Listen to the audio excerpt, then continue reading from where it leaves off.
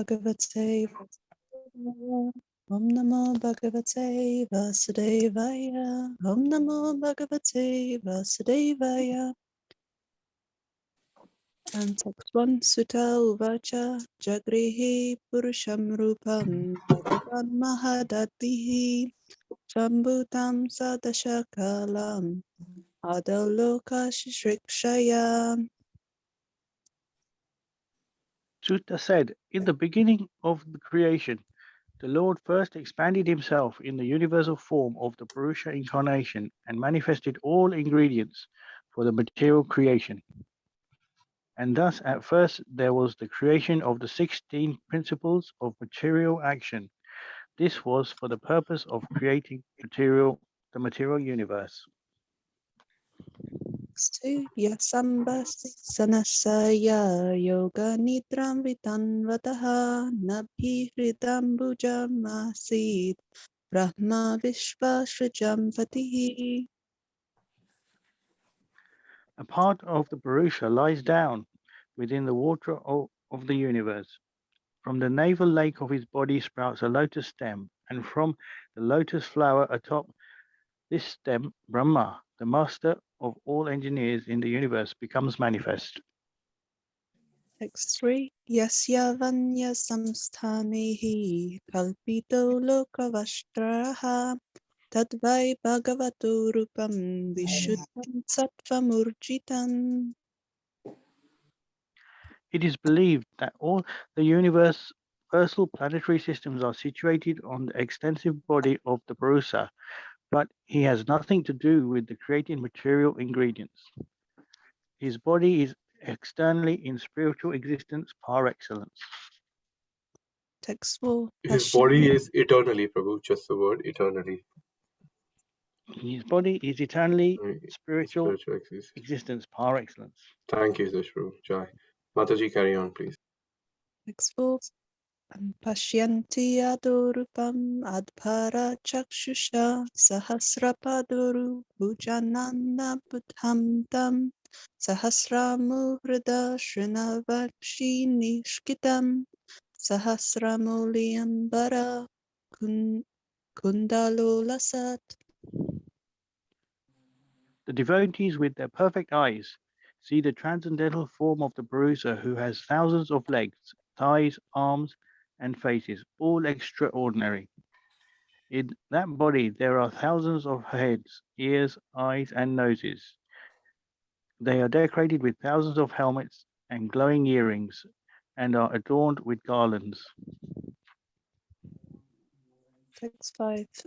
Etannannavataranam nidhanam bijamavyayam yasyamashameshena Sri Jayante Devatirya-naradayah. The form, the second manifestation of the Purusha, is the source and indestructible seed of multifarious incarnations within the universe. From the particles and portions of this form, different living entities like demigods, men, and others are created. Sa eva prathamam devaha kumaram sargam ashritaha chachara dushcharam brahma brahmacharyam akhanditam. First of all, in the beginning of creation, there were 4 unmarried sons of Brahma, the Kumaras, who, being situated in the vow of celibacy, underwent severe austerities for realization of the absolute truth. I'm just going to mute everyone. If you can unmute yourself, that would be great. Thank you.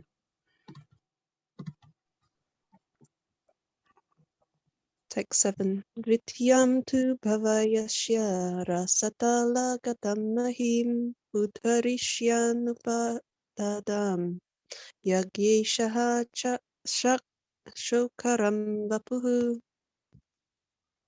The supreme enjoyer of all sacrifices accepted the incarnation of a boar, the second incarnation, and for the welfare of the earth, he lifted the earth from the nether regions of the universe. Text 8.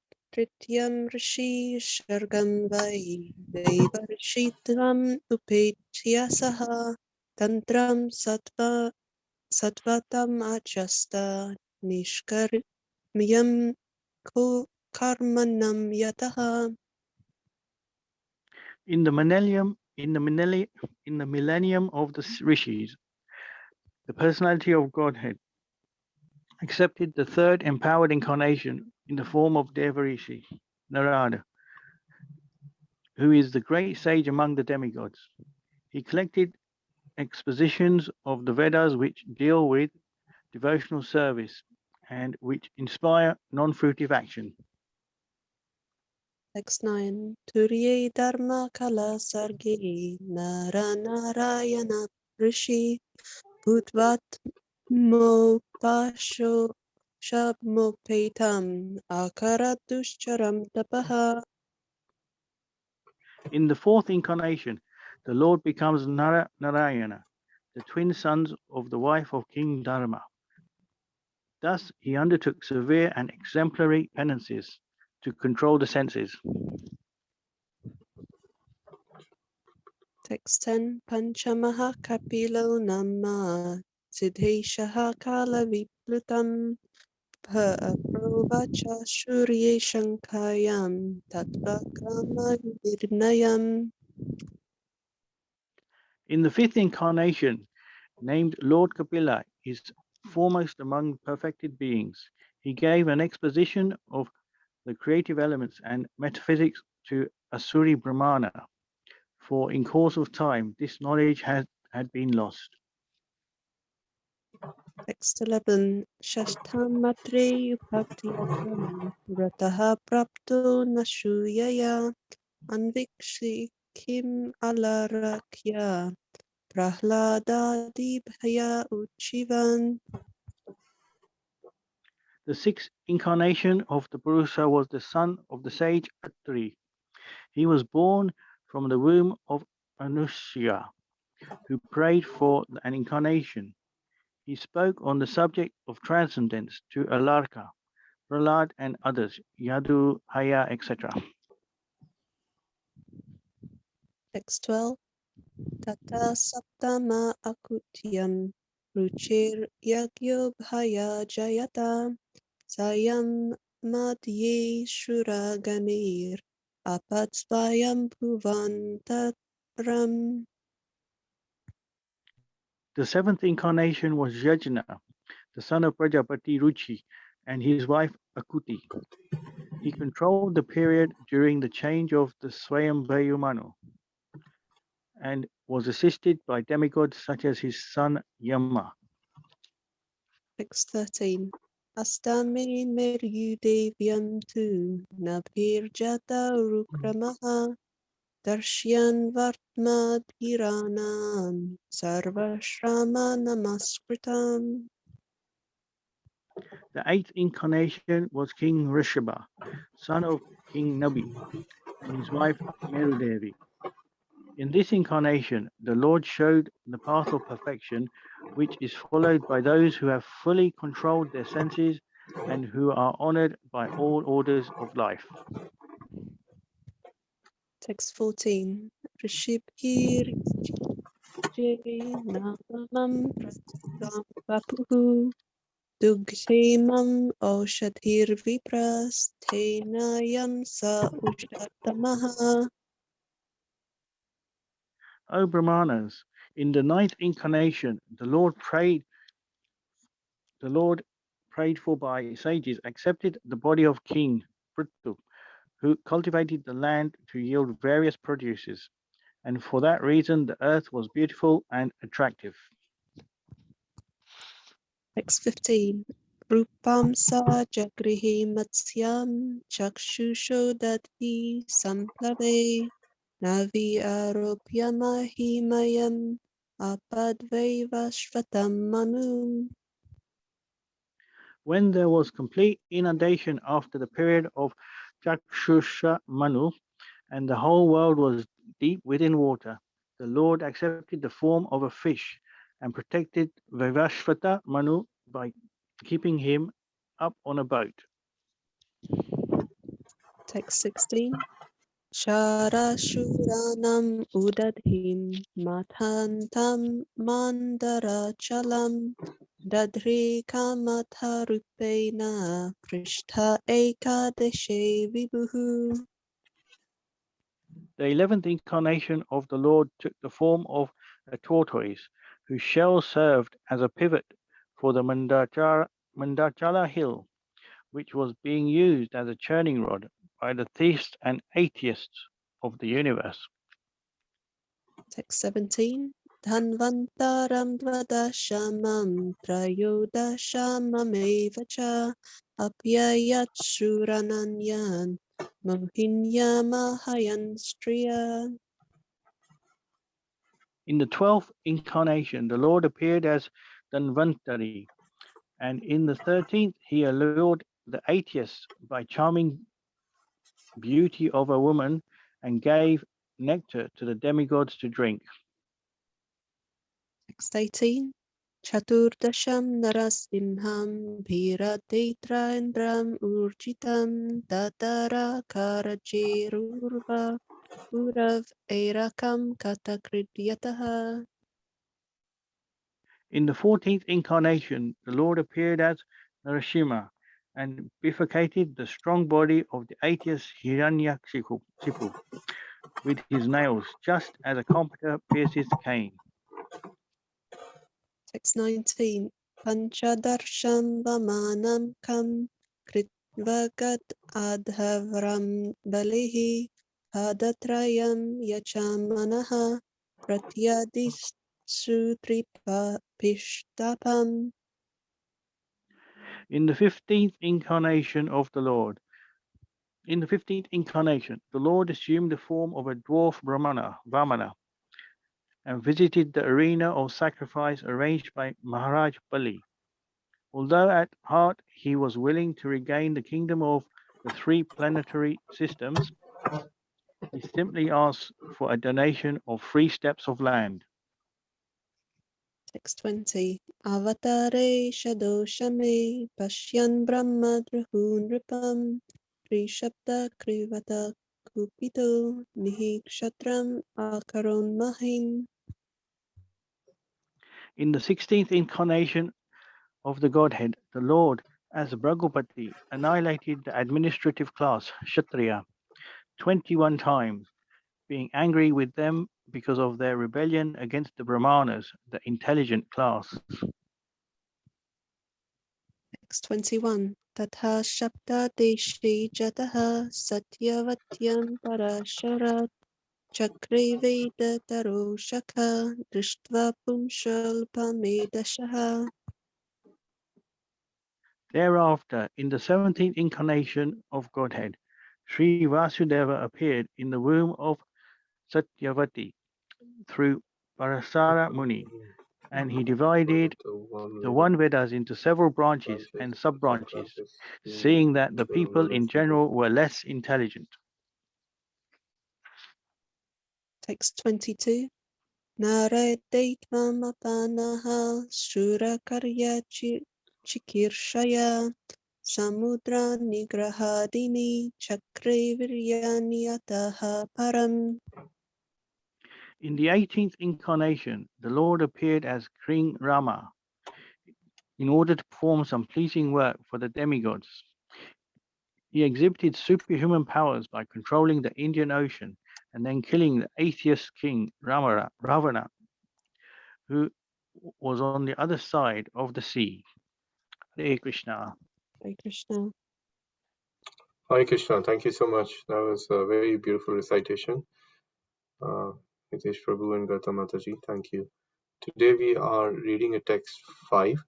So right at the outset, I would like to mention that it is a bit of a technical verse.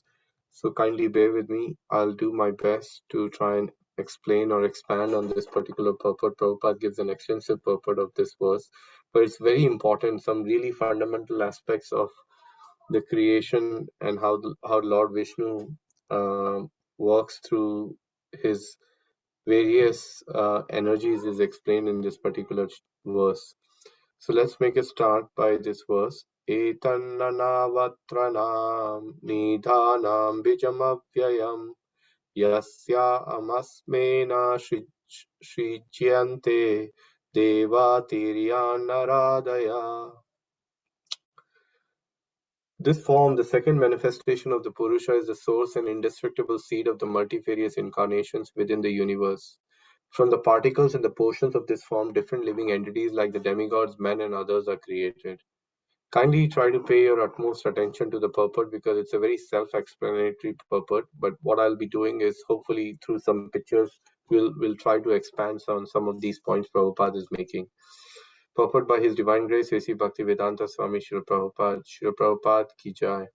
The Purusha, after creating innumerable universes in the Mahatattva, entered in each of them as the second Purusha, Garbhadakshayi Vishnu.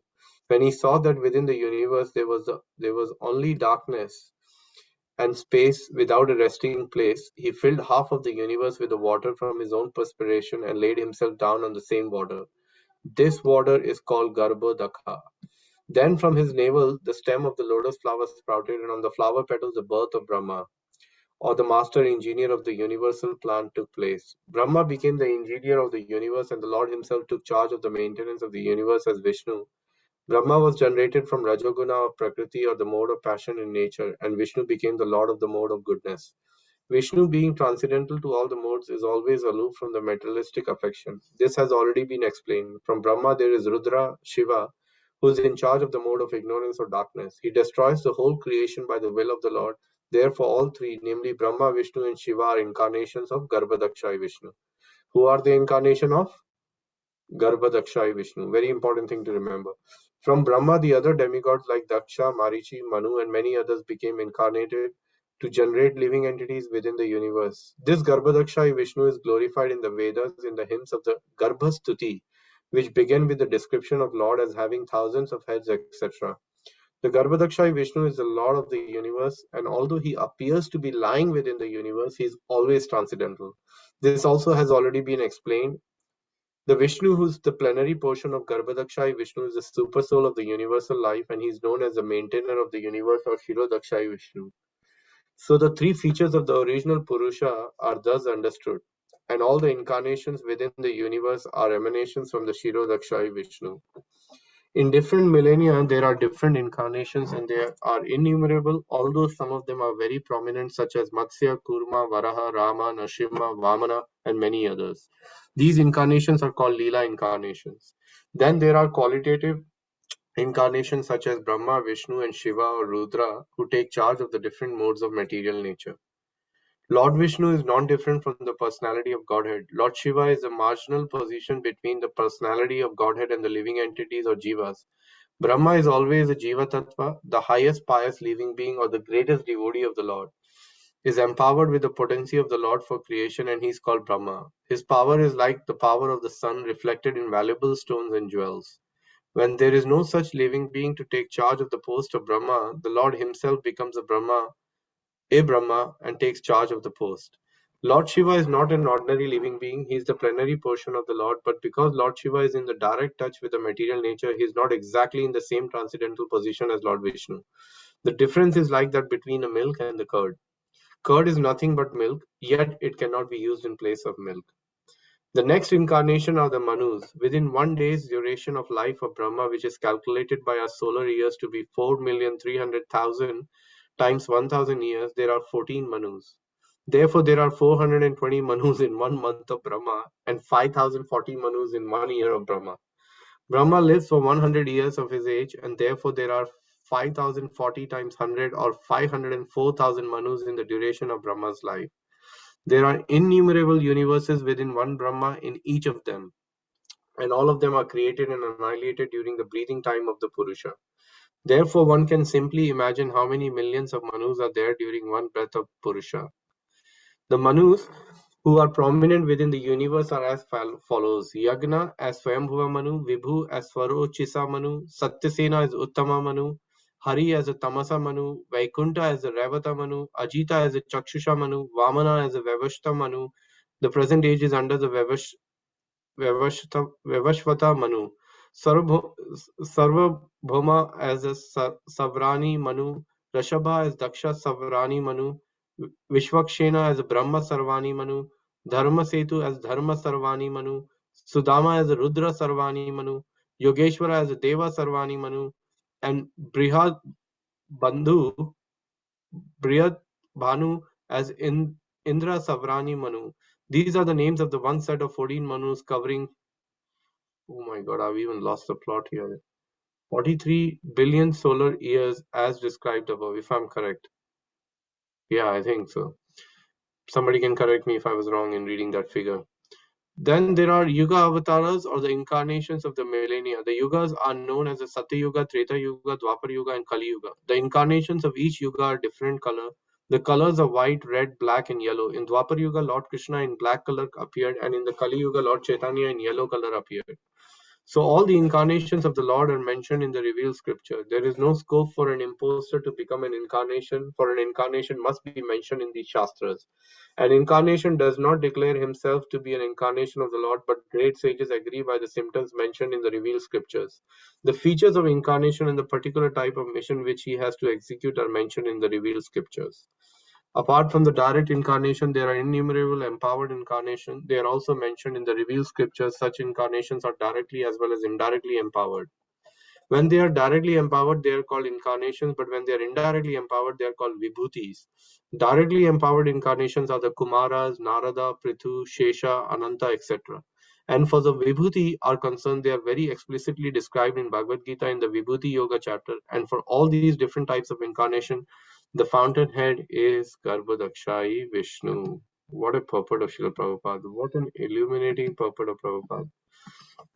So we would like to take a moment to reflect on this purport because it is such a nice purport Srila Prabhupada is giving with a lot of technical details of Lord Vishnu and his energies. So we like to take the blessings of the Vaishnavas and our previous acharyas before we talk about this purport. Om Jnana Timirandasya Jnananjana Shalakaya Chakshurunmilitam Yena Tasmai Shri Guruve Namaha Shri Chaitanya Manobhishtam Stapitam Yena Bhutale Swayam Rupa Kadamayam Dadati Swapadantikam Vandeham Shri Guru Shri Yutapadakamalam Shri Guru Vaishnavanamscha Shri Rupam Sagrajatam Sahagana Raghunathan Vittam Tam Sajivam Sadvaitam Savadutam Parijana Sahitam Krishna Chaitanya Devam Shri Radha Krishna Padan Sahagana Lalita Shri Vishakhan Vitamscha Namo Vishnupadaya Krishna Prishtaya Bhutale Srimate Bhakti Vedanta Swamiti Namine Namaste Saraswati Deve Gauravani Pracharine Nirvishesha Shunyavadi Pashyat Deshatarine He Krishna Karuna Sindhu Dinabandhu Jagatpate Gopesha Gopika Kanta Radha Kanta Namastute तप्त कांचन गौरंगी राधे वृंदावनेश्वरी वृषभानुसुते देवी प्रणमामि हरिप्रिये जयतं श्रोतोपंगोर्मम मंदा मतिर्गति मत्सर्वस्य पदं भोजो राधा मदन मोहनो जय श्री कृष्ण चैतन्य प्रभु नित्यानंद श्री अद्वैत गदाधर शिवासादि गौर भक्तवृंद Hare Krishna, Krishna Krishna, Hare Hare, Hare Rama, Rama Rama, Hare Hare, Hare Krishna. So I'll read the translation of the verse one more time. It's such an illuminating verse and purport. This form, the second manifestation of the Purusha, is the source and indestructible seed of the multifarious incarnation within the universe. From the particles and portion of this form, different living entities like demigods, men, and others are created. So, just a quick recap. We are in the third chapter of the Srimad Bhagavatam, which is entitled Krishna is the source of all incarnation. The previous chapter, if you remember, the chapter 2, what was the chapter 2? Divinity and divine service. And the chapter 1 was the questions of the sages. So, at the beginning of Srimad Bhagavatam, we saw that how the various sages had gathered and we also saw how the Bhagavatam came into play. And at the beginning of the first canto, the glorification was given of the Srimad Bhagavatam in the prelude section when the absolute truth was defined. And then later on, we see the sages who were glorifying Sutta Goswami, and then the sages describe the condemned state of the Kali to Sutta Goswami. Look what's happening. Manda sumanda yato manda bhagya hi upadrita. Prayenu alpeshu sabya kale yasmin yuge jana. Manda sumanda matayo manda bhagya hi upadrita. That they were saying to Sutta Goswami, look at this age. People are so dull-minded. We can't even remember things. We have short lives. We are unlucky, and above all, we are always disturbed. So that was going on in the first chapter. In the next chapter, there was a glorification of bhakti, devotional service, Bhagavan, Krishna, and then there was an element about Srimad Bhagavatam. Now in this chapter, Krishna has been established as a source of all incarnation. It's a very important chapter. So in this particular verse, now we are learning about Garbhadakshayi Vishnu. And where is Garbhadakshayi Vishnu lying? He's lying in the Garbhadaka ocean. And how does he create this ocean? Are you able to see the picture, by the way, on my slide? Yes, Prabhuji. Yes, Prabhu. Okay. So here you see Lord Vishnu is lying on the Garbhadaka ocean. Who created this Garbhadaka ocean? The answer was in the purport if you were listening. He created from his perspiration. That is correct, Krishnangini Mataji. Thank you so much.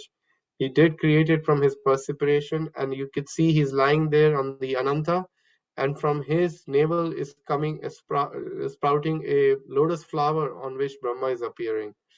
And here in this beautiful picture, you see Garbhadakshayi Vishnu is completely in a you can see almost in a nidra. But the Lord, does he sleeps? No, our scriptures, our acharyas explain that Lord is always awake. Although we may think he's sleeping, but his sleep is not like our sleep. When we sleep, we are from our gross body, we reach to the subtle body. But no, the Lord's body and his soul, they are all the same. They're Sachit Ananda Vigraha, their spiritual body.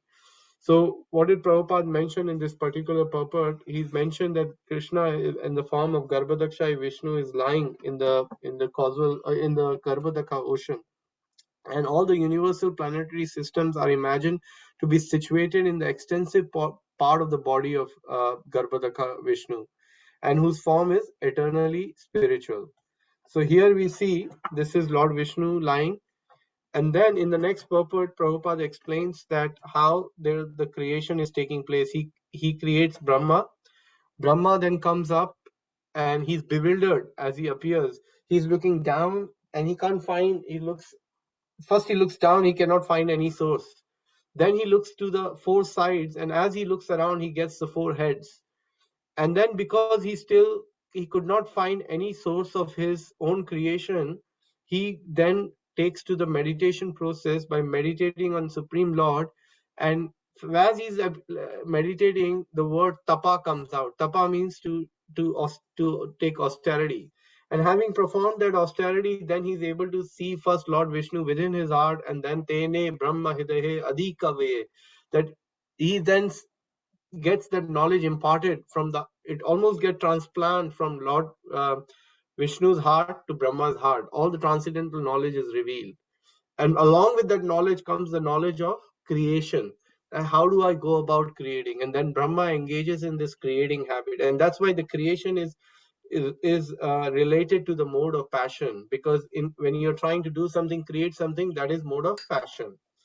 And Lord Vishnu takes upon himself the task of maintaining the universe or sustaining the universe. And then there is Lord Shiva, who's then there. Prabhupada uses the word who then destroys the creation by the will of the Supreme Personality of Godhead. So only by the will of the Lord Vishnu, Shiva then engages in the destruction of the creation. Yeah.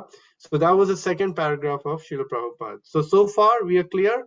In the first paragraph, Prabhupada is explaining what is happening here. He's lying on the Garbhadaksha ocean. This is Garbhadaksha Vishnu. He is the source of Lord Brahma. And now from Brahma, we hear how Lord Shiva has appeared, who's called Rudra. How did Lord Shiva appear, by the way? Who would answer that question for me? Very briefly. He appeared from the nose of Lord Brahma. From the nose of Brahma? Through his anger. From the forehead. That's right. And how did he come from the forehead, Varsha Mataji? When he asked his the Kumaras, the four Kumaras Yes, Mataji. to progenate, they refused. That's right. And because he was angry, Rudra came out. Correct. from So his foot. because they did not hear, they were not obedient to his father, he wanted them to create progeny, and he did not listen to them. And because of that, there was some element of anger. Although there was an anger, but what came out was a transcendental personality like Lord Shiva. And we will hear more in the purport where Prabhupada says that Lord Shiva's position is a very is a position which is above the Jiva Shakti, which is above the living entity, and it is just between the living entity and Lord Vishnu Tattva. He has his own Tattva called Shiva Tattva. That's why Lord Shiva is a very highly worshipable personality for us, because he is Vaishnavanam Yatha Shambhu. He is the topmost Vaishnavas among all the Vaishnavas. He is situated in that position actually. And then Prabhupada goes on to explain that the super soul of the universal life, and he's known as the maintainer of the universe, which is Shirodakshayi Vishnu. Now Prabhupada explains who is Shirodakshayi Vishnu. So Shirodakshayi Vishnu is now lying down here, and you can see from his pores are coming various universes. And Prabhupada explains in the purport that how Shirodakshayi Vishnu is one, he's like an agency through which all the other incarnations come. So now I want to dissect slightly and go into a different file where I want to share with you how all of this is happening in a chart, which has been very nicely explained here. Give me 1 second if I can find it. It's very difficult within half an hour to actually go through all the details of what Prabhupada is trying to share in this particular, but I'll do my best. Yeah, let's look at this. Karnadaksha Vishnu. Oh, sorry. 1 second, Prabhu. You said Shirodaksha Vishnu. It should be Karnadaksha Vishnu. Yeah, I do apologize. Sorry, I was speaking about Shirodakshayi Vishnu, but it is Karanadakshayi Vishnu. From all the universes are coming. 1 second. I have, where is my file? Thank you for the correction, Prabhu. 1 second. Yeah, I've got the file. Just need to share it with you all. Okay. So you see here, you're able to see this chart? Yes. Yes, Prabhuji. Okay, so you see Krishna is the supreme personality of Godhead. These are the various Shaktis or the Vibhutis like Jiva Tattva, Shiva Tattva, Shakti Tattva, and then Vishnu Tattva. So here you see from Krishna, the first expansion is Lord Balaram. And from Balaram comes the four further expansions, Aniruddha, Vasudev, Sankarshana, and Pradyumna. And here you see there is a Haladini Shakti of the Lord, which is a transcendental Shakti from which comes Srimati Radharani. And then further all these expansion of Srimati Radharani's are explained here. But right now we are not discussing that. We are discussing the Lord Vishnu here. And then from Sankarshana comes Mahasankarshana, which is here, and also comes Narayana. And from that Narayana, further again, Aniruddha, Vasudev, Mahasankarshana, and Pradyumna come into place. This is in relation to the creation. And then you see here are the Purusha avatars, which are explained of Lord Vishnu or Krishna, which are Karanadakshayi Vishnu, which is Mahavishnu lying, and from him all the oceans are coming, as Prabhuji said. Then there is Ananta, on which Garbhadakshayi Vishnu was lying, as you noticed. And then there is Shirodakshayi Vishnu, who is also responsible for the Virat Purusha or the universal form, which was shown to by Lord Krishna. This is as simple as I can explain right now. From Garbhadakshayi Vishnu, as we see, Lord Brahma was created, and Lord Shiva, although comes from Lord Brahma, but it comes with the empowerment of Garbhadakshayi Vishnu because he's a transcendental personality. And then comes the Guna avatars, and here are the consorts of Brahma, Saraswati, and the Parvati. And then later on, we will also see how Krishna comes in the various avatars, which are called Das Avatar. Now, these avatars comes through the agency of Shirodakshayi Vishnu. You see, Shirodakshayi Vishnu has two main important roles to play as far as the creation is concerned. One role is that he acts as an agency through which all the other incarnations of Krishna, he uses him as the agency to appear as Matsya, Kurma, Varaha, Nrsimha, Parshurama. They all come through Shirodakshayi Vishnu. Very important detail to remember. The second thing to remember here is that Shirodakshai Vishnu is the Vishnu who actually expands into the living entity as Paramatma, as Super Soul. So it has two primary functions. One, that he acts as an agency for all the other incarnations to descend. And second, he takes the form of a super soul and goes into all the living entities and as well as the super soul of the entire creation actually. And then comes the Leela Avatars, Manavanta Avatars, Yuga Avatars, Satyavesha Avatar, 11 Shiva expansions, the controlling deities, 8 Vayus and 12 Adityas, which we don't have to get so much worried about at this stage, but this is hopefully will give you an idea of where we are in terms of the Lord Vishnu and his energies. Yeah, let's go back to our presentation now.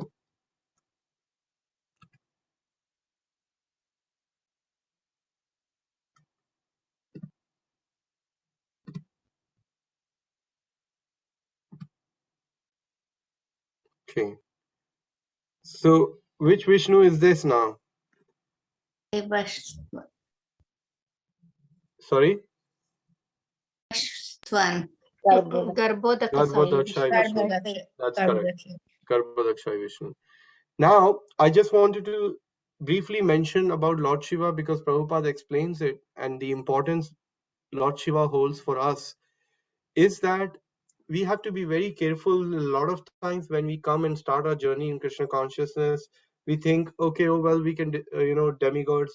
Now, the word demigods Prabhupada used is to really very categorically make the point that there is a difference between the Supreme Personality of Godhead and all the other devatas. So we can also refer these personalities as a devata, and one of them is Lord Shiva.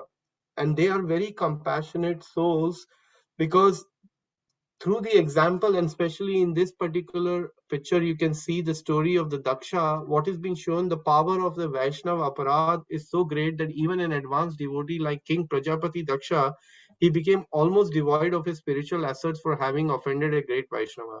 So the reason I want to bring this point is that we should not take these personalities very, very lightly. In fact, we should pray to such personalities that they should grant us the boon to worship Lord Mukunda with all our hearts and mind.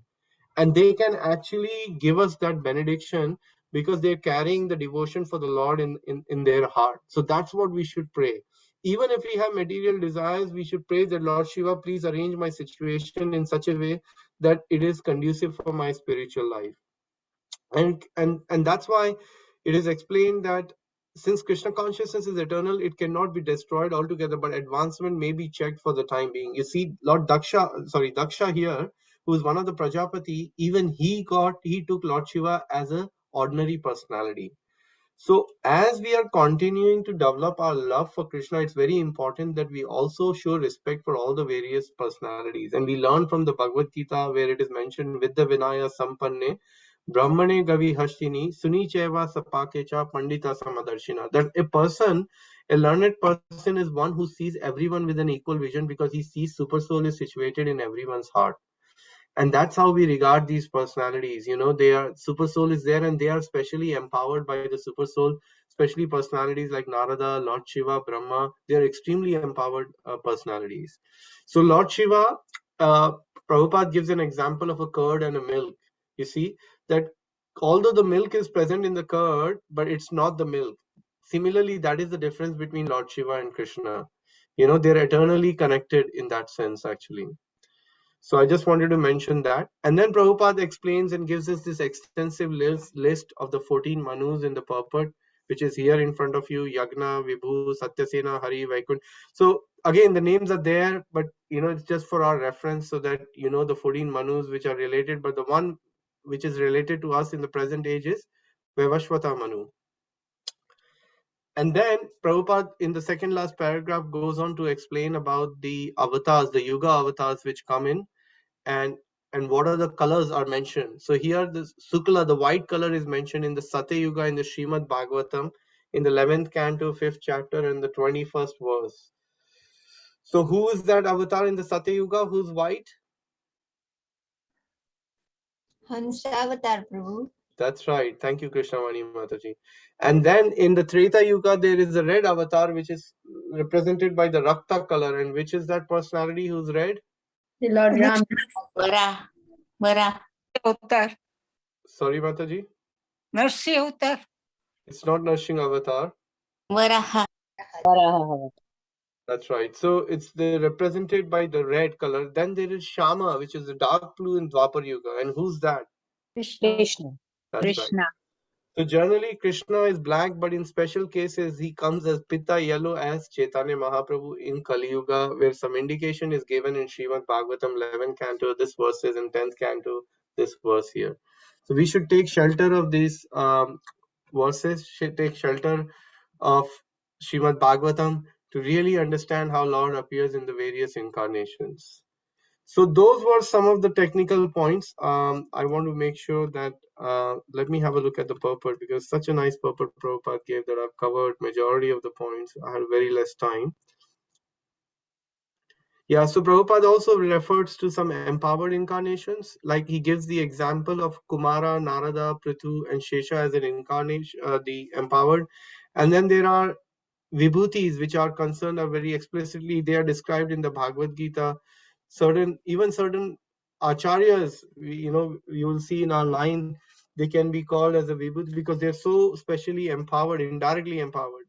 Prithu Maharaj is a very classic example of a direct empowerment of the Lord, and we hear in the Srimad Bhagavatam that how he was directly empowered by Krishna, although he was the king and he was representing as a king, and all his various king people or the praja was wanting to glorify him as a supreme lord, but he didn't want it to hear, and he was trying to tell them that you can't really class me as a supreme godhead because you haven't really seen my activities yet. That was the humble mood of Prithu Maharaj. Actually, he was such a wonderful personality, which is explained in Srimad Bhagavatam. So that brings me to the conclusion of our today's verse and a beautiful purport by Srila Prabhupada. Let's see if anybody has any comments or any questions. These are actually, such a nice theoretical, philosophical elements of Bhagavatam, which are so important for us, alongside the pastimes of the Lord and the places, like today I was hearing Prabhupada while I was doing my service at the temple. Prabhupada was explaining that how Nimisharanya is so beautiful and it's there near Lucknow. He was giving, I think, about 25 miles away from Lucknow. There's this beautiful place, and we should, as a devotee, should go to these various places and try to, imbibe and think of that wonderful pastimes which are taking place. And that's why it's so important for us to, travel to various places and to get to hear the pastimes of the Lord. Main thing when we go to the places is hear from the sadhus actually. That way we can really see the dhams, and we had a similar experience when we took a retreat recently to New Mayapur in France. We had a wonderful experience. And now we are taking another retreat in Vrindavan actually in October, not long to go, although we launched it in January. And within a month, there were enough devotees that we had to block it. Although we have now, I think, a couple of spaces available have come because there were two devotees who were traveling from India. They are no longer available to come. So if anybody does want to come to Vrindavan, please message me separately. So that retreat is happening during the month of Kartik. And then we are doing another, we are helping, my Guru Maharaj is doing a retreat in December for youth. So if you have children between the age of 12 to 25, there is a retreat taking place in Jagannath Puri and Mayapur for the first time for ISKCON Global Youth actually. A lot of youth, young generation is going to come from US, and there are a few youth going from UK as well. So if you are interested in sending your devotee children to take part in this retreats, then do get in touch with me separately for that as well. And I'm also been thinking that, this is something I started, but I'm quite liking this opportunity to be able to also take the devotees. So we are also thinking of doing a retreat to Jagannath Puri and Mayapur together for not youth, but for anybody, adults and families, sometime in February and March. So if there is anybody interested, do let me know for that retreat. Then, I know I get an idea, and then we can begin the planning, and maybe in a month or two, we can let you know have the information. So yeah, that I conclude here to see. Let's see if anybody had any comments or questions about today's topic.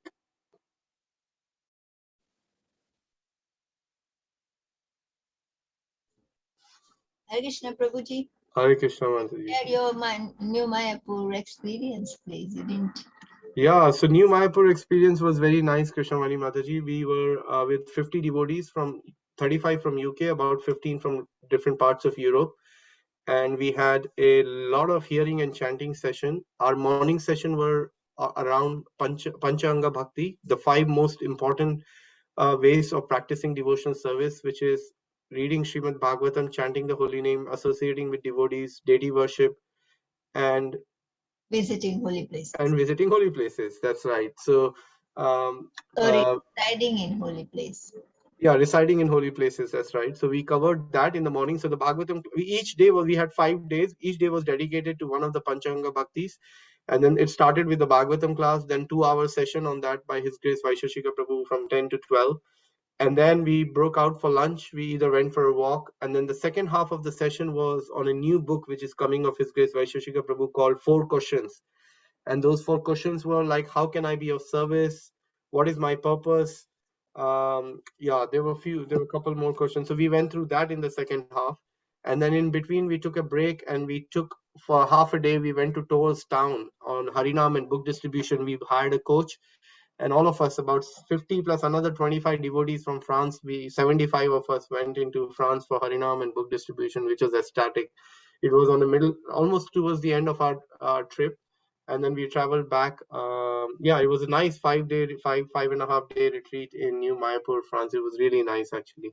These retreats are actually, I'm noticing, Krishnamani Mataji, they are so nice to, like, sometimes we struggle in our sadhana, but when you come in the association, like we were all getting up in the morning, we had, my Guru Maharaj does Make Japa Great Again session. He reads something from Prabhupada's purport about the holy name. Everybody chants together, and then devotees share the reflection.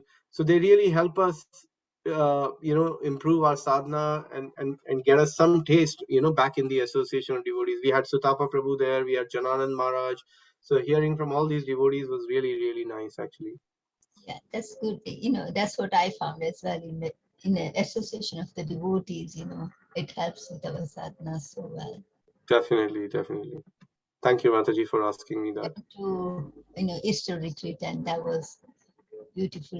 There was only 3 days, but still. You went to the what is the place called? Vedanta.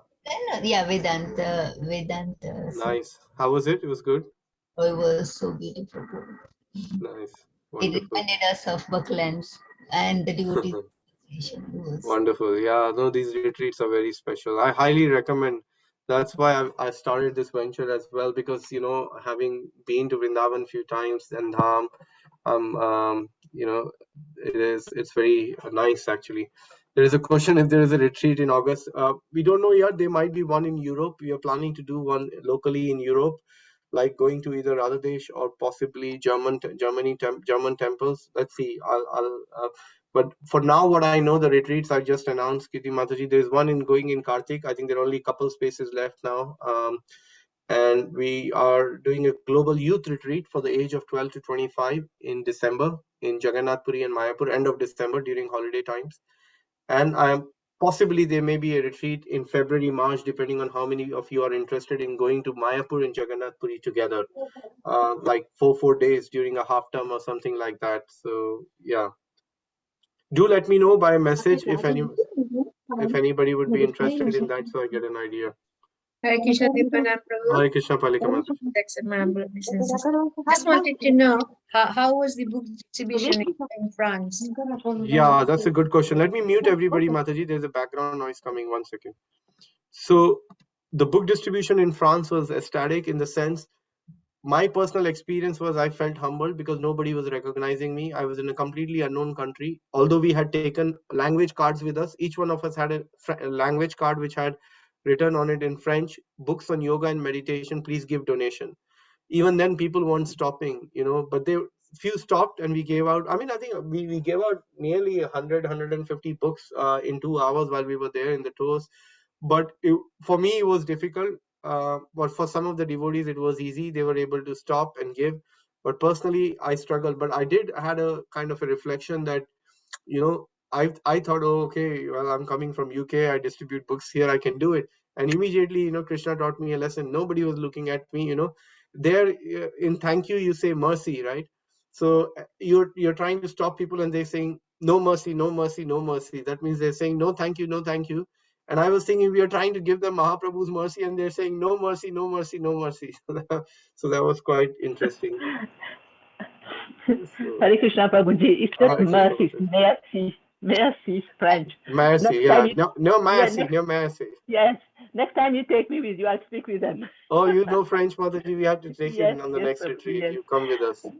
Yes, one question, Prabhuji. Yes, Mataji. When the retreat for next year, Mayapur and Jagannath Puri, Yes, Mataji. I'm very interested in going to mainly Mayapur. I've been to Jagannath Puri, but how is it going to work? Because I am in Canada. Yeah, So, it can work, Mataji. The service and the venture I have started.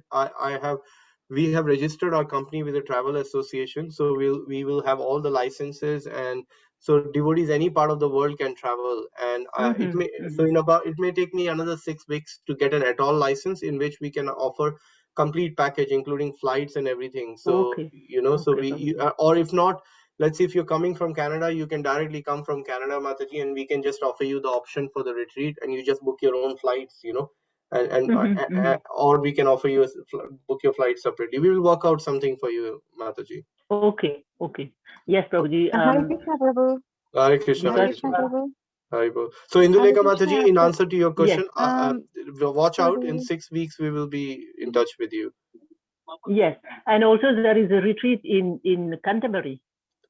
Yes, His Holiness Bhakti Vikas Maharaj is Yes. doing a Shravanam Yes. camp. So yeah, that is Yeah. also at the end of July for 2-3 days. That's right. Yes, Okay. 29, 30, and 31st, I think. Correct. Yeah, I'm hoping to be there for that one. Yeah. So what I'll do is I'll drop my email address here. If all of you can Yes. just send me an email to let me know if you are interested in any of the retreats I mentioned, Vrindavan, or in October, Jagannath Puri and Mayapur for youth in December, and Jagannath Puri and Mayapur for probably half term in February. So I'm just going to send my email address. I'll come to more questions. We have another Mataji here, Neela Vasana Madhavi Okay, thank Mataji. you, Just Prabhu. thank you, Thank Mataji. you. Thank you so much. Thank you. Hare Krishna. Hare Krishna. Yeah, Hare Krishna, Dandavat Pranam, Prabhu. Dharma Could you just explain about Sweta Vrata Avatara a little bit? Sure, Mataji. Did you say Shveteshwara Avatar? That is? Yes, Shweta, yeah. Sorry, my pronunciation. And where are you getting that, just so that I can refer it back? Is it from the purport of Srila Prabhupada? No, the one we just, the one you just spoke about, the white incarnation and the blue and red and all that. Oh, okay. The Yuga Avatars, yeah? Yeah. Okay. So Yeah. okay, sure, Mataji. I'll try to elaborate on the 6. So there are basically 6 categories of avatars altogether, Mataji. They are called Purusha avatars. There is Leela Avatar. There is Guna Avatar. There is Manavantara Avatar. There is Yuga Avatar, and there is Shaktya Vesha Avatar. So the Purusha avatars are Krishna's first incarnates as 3 Purusha avatars, which we touched base, which are Karana Dakshay Vishnu, Garbha Dakshay Vishnu, and Shiro Dakshay Vishnu. Yeah, that's clear. Those are the 3 Purusha avatars. Yeah. Then the Leela avatars are the avatars which are related to the pastimes of the Lord. That's why they're called Leela avatars. So they are like Kumaras, Narada, Varaha, Matsya, Yagna, Narnarayan, Kartama Muni, Datriya, Harisha, Hamsa, Rishabha, Prithu, Narsimha. These are all Leela avatars. Ramachandra, Vyasa, Krishna. These are all Leela avatars of the Lord. Yeah? That makes sense? Yeah. Now the third is the Guna. Yes. The third is the Guna avatar, which we also discussed today, which are responsible for the 3 various guna, which are Sattva Guna, Tamo Guna, and Raja Guna. So Sattva Guna is mode of maintenance or mode of goodness. Raja Guna is mode of passion, which is creation, and Tamas is the mode of ignorance, which is Lord Shiva. So these are Guna avatars. Yeah. Then there is Manavantara avatars, which happens as explained in the Brahma's days, which is 1000 Chaturvyuhas. We went through that calculation, which comes under the category of like Yajna, Vibhu, Satyasena, Hari, Vaikunta, Ajita, Sarvabhauma. These are various Manavantara avatars which happen in various Manavantaras, like in the times of the Manus, like that. Then finally, what we went in detail today is the 5th one, which is Yuga Avatar, which happens in the 4 Yugas, which are Satya Yuga, which last about 1,728,000 years, Mataji. Then there is Treta Yuga, which lasts around 1,296,000. So you can see it's reducing. Then there is Dwapar Yuga, which lasts around 864,000, and then Kali Yuga, which will last half, which is 432,000 years. So it is mentioned like how these avatars, basically it is mentioned that in the Krishna appears as an incarnation in every millennium, right? Paritranaya sadhunam vinashaya chatuskritam dharam samstapna arthaya sambhavani yuge yuge.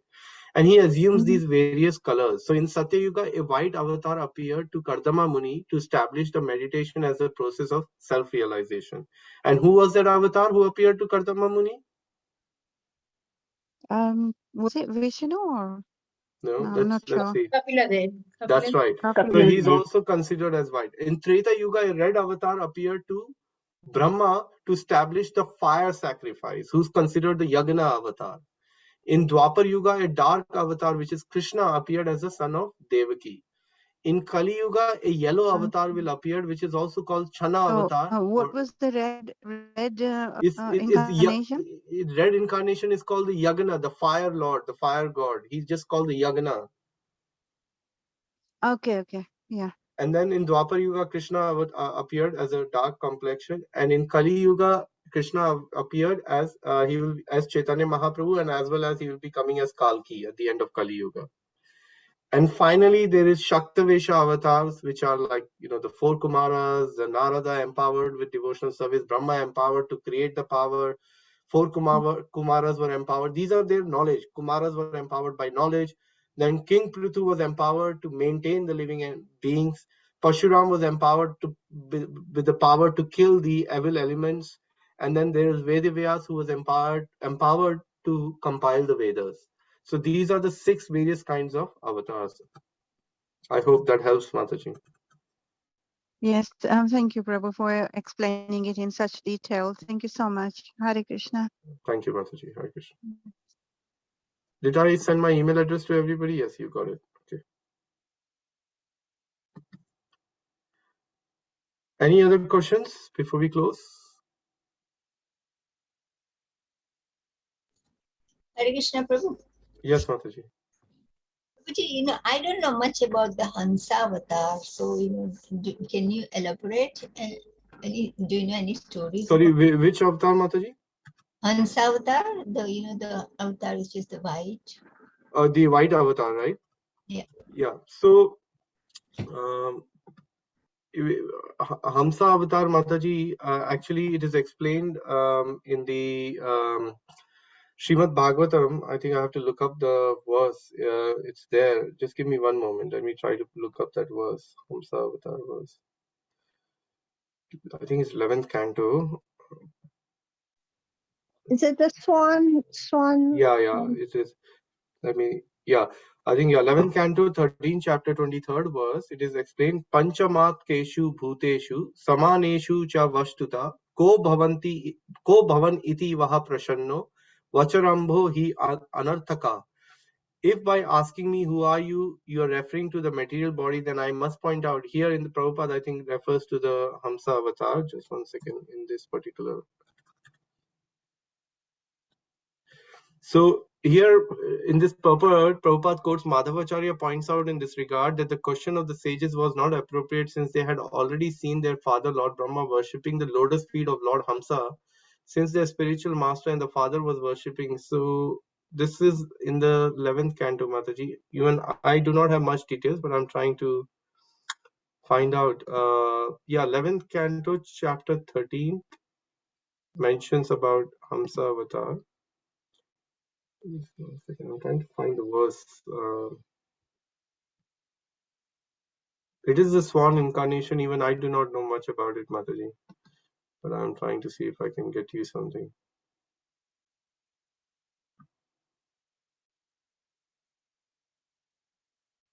I may have to look up and let you know, Krishamani Mataji. I don't myself have much information about the Hamsa avatar. Okay, thank you very much. Yeah, I'll have a look and I'll send it to you. Okay. Isn't he the one who taught Vedas to Lord Brahma? If you're saying so, Bhagavati Mataji, but I do not know. Let me have a look in the 11th canto. 1 second. Hamsa, now that you have asked the question.